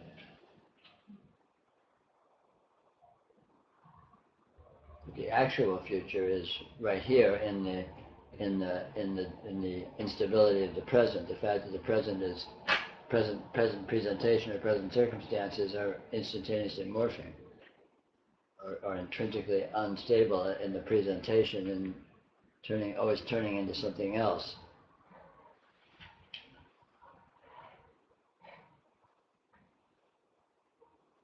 You know, past and future and present are only differentiable in terms of apparently different characteristics. If nothing ever changed, there'd be no way of thinking of anything as past or present or future because there'd be no gauge of it. There seems to be a gauge of it because past circumstances seem to disappear and new circumstances seem to appear. And that's the entire basis for the theory of past and future. But that disappearing and seeming to disappear and seeming to morph into newness happens now, happens in the present. So past and future are artifacts of the slippery nature, the dynamic nature of the present, and they happen right here, right now. And they're very real. Oh, absolutely real. But saying that, you can't say what they are that is real. They are real. They are real. Not that there's a they, but there's definitely they're real. the real that they are is the real. They're real that they are as they are, yeah, which is this, absolutely. Yeah. What about infinity? Infinity is the nature of the unresolvability of this. Infinity is concrete. Again, infinity is just the quality of this actuality is infinity. And, we can try and indicate it by it's unresolvable or it's chaotic or it's, indeterminate and all these various other things, but that's just a ways of indicating this actuality. Infinity is findable. I mean, infinity as an abstraction, as a notion, is nothing, but the actuality of what infinity really is plain to see if you look at what this is. Right. Well, it's knowable. Well, yeah, that's what I mean by findable. I mean, it's explicit. It's not infinity is not a theory. It's not a theory. It's the condition of this. Yeah, it feels like the difference between a concept of infinity or future or past, and then going to the present moment and having it all explained. Yeah, exactly. In non-human terms and going, exactly. Infinity's here, past and present. Yeah. Hey, do you have any sense of a symbol for infinity?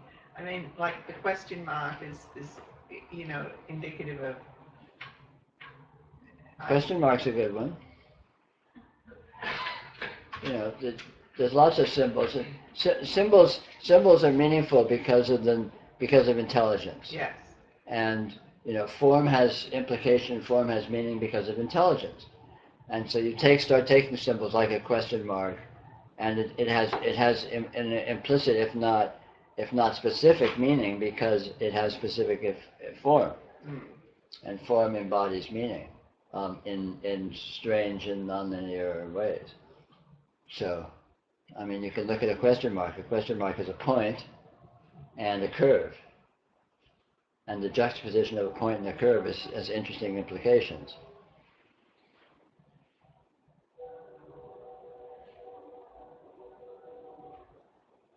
But infinity is not a question. No. But a question but a question isn't a question. There's no such thing as a question.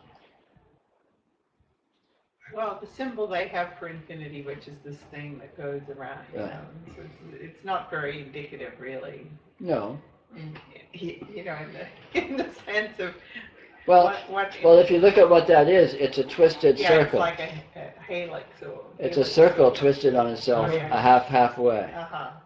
a Mobius strip. Well, it's suggestive of a Mobius strip, but you don't even need a Mobius strip. If you look at the symbol as a circle, and if you look at it in abstract as a circle, and you twist the circle halfway, so it seems to be crossing itself. And that's also evocative. That's actually a pretty meaningful symbol, just in terms of the inherent implications of that form. But again, it's not getting the inherent implication out of a form is slippery, because you can't do it in human terms. You have to do it intuitively, and yet you can do it with great intelligence too. So it's not just a sloppy intuition of vagueness. Well, in Zen and Chan Buddhism, of course, I don't know what they call it. It's like a circle, Right. But it's not quite finished. Right. It's like a, Sure. and that seems very good. Sure. It's Sure. It's a relevant symbol. I mean, if you start looking at it, can be a very interesting exploration of a way of being with inherent intelligence. Is start looking at forms as vehicles of implicit meaning. So look at something like the unfinished circle. Look at something like the half-twisted circle. Look at something like a question mark. Look at something like a straight line. Look at something like a point. And they have flavors. They embody intelligence, and maybe not in explicit ways or in definable ways, but in profound ways. well, I think you get there with definable ways. Yeah, also So it seems, and so what would God are being explicit. Is that what you mean to say? Explicit. Anyway, the engaged ways. Yeah. But again, there's this.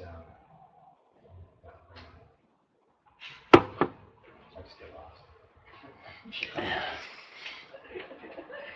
It's a bit of a digression, but it's a fascinating study what could be called the inherent Kabbalah, or the study of an intrinsic meaningfulness of forms, or the way in which form embodies meaning. You get to the roots of human language, you get to the roots of human symbol systems, and all these things.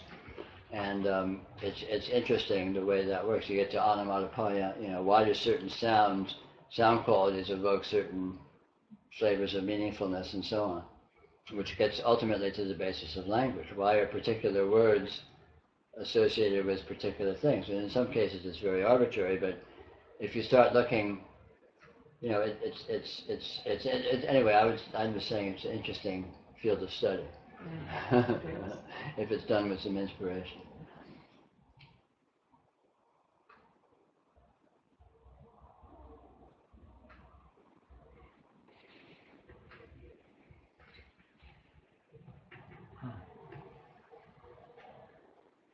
More amusing than important. Is there anything turned on in the kitchen? In my mind. Burning glass, it doesn't smell right. Yeah.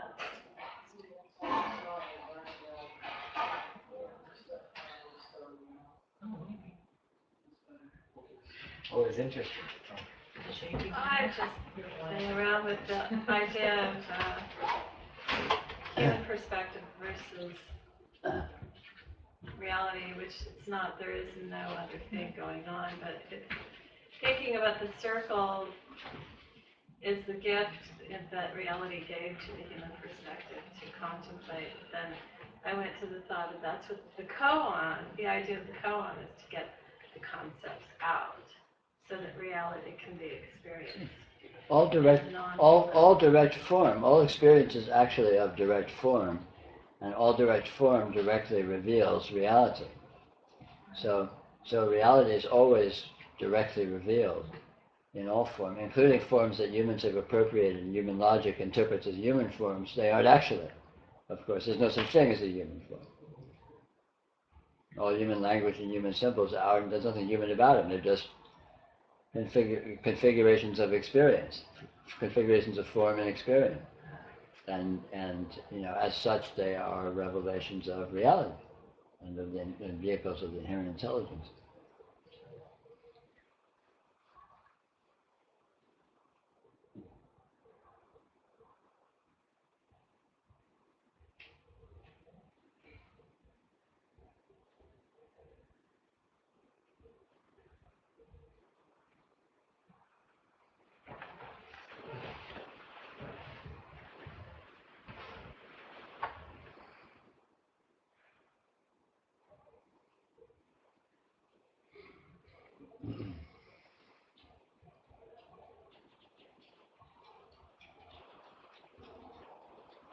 I mean, this is it's so amazing. The unreality is not present.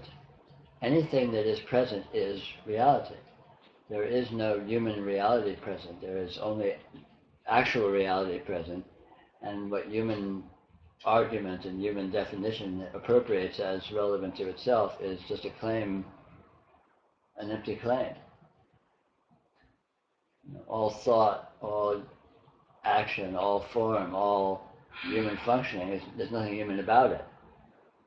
It's just a misappropriated misdefinition of something that is completely transcendental. Same with future and past. Oh, everything. All human thought and logic and ideas are actually transcendental. There's nothing human about them. Because there's nothing human about anything. Humans don't exist. It's all human. That there is humanity, that there is a human level of things, even that there is a human misunderstanding, is all itself, a misunderstanding.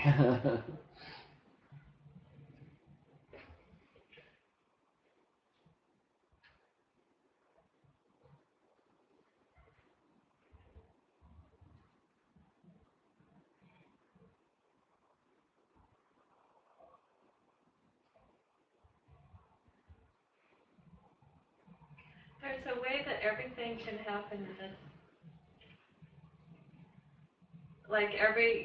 You've talked about it before, so it's just, I remember you talking about this is everything right here. All of existence, reality, the cosmos. Sure. All of it's right here. And there's a way that that's absolutely clear when I refer to this. Sure. And then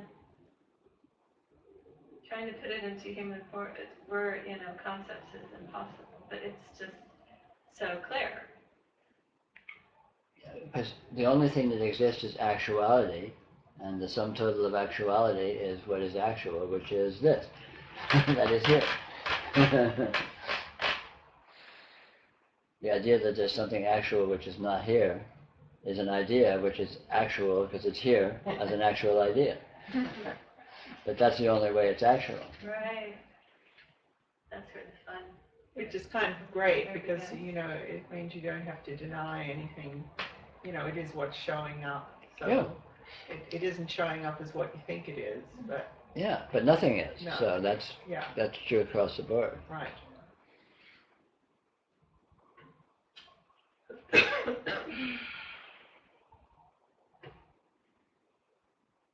It doesn't mean anything at all. What it does as itself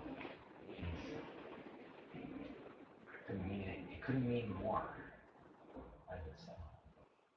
Well, what are we talking about? Well, Whatever it is that's showing up. yeah. Sure. It's just like it feels like Incoherent dense. scrapping. Sure. The fullness of meaningfulness is present. Always. It is present. Yeah.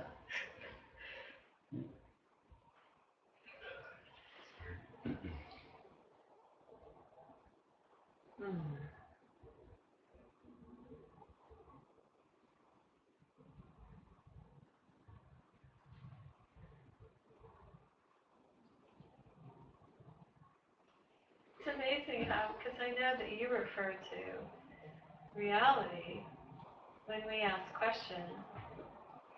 And it's amazing that you come up with these really eloquent and articulate descriptions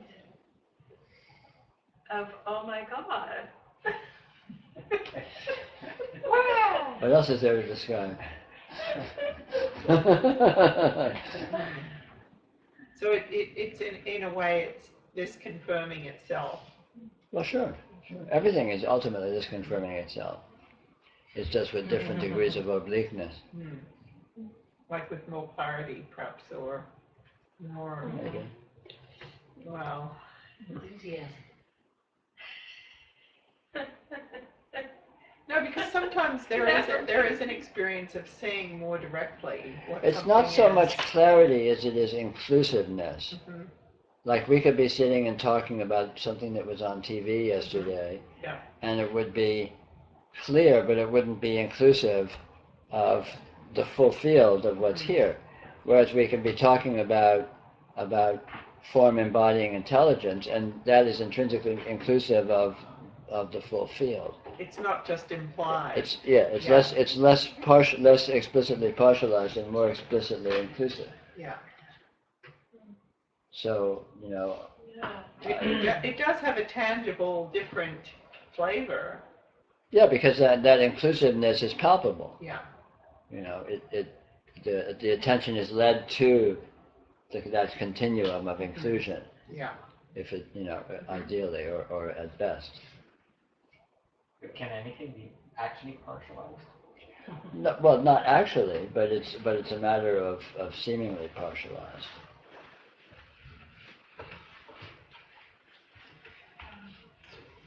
We could talk about genetic strains of a particular hybridized variety of flea, and it's actually inclusive of everything, but less explicitly so.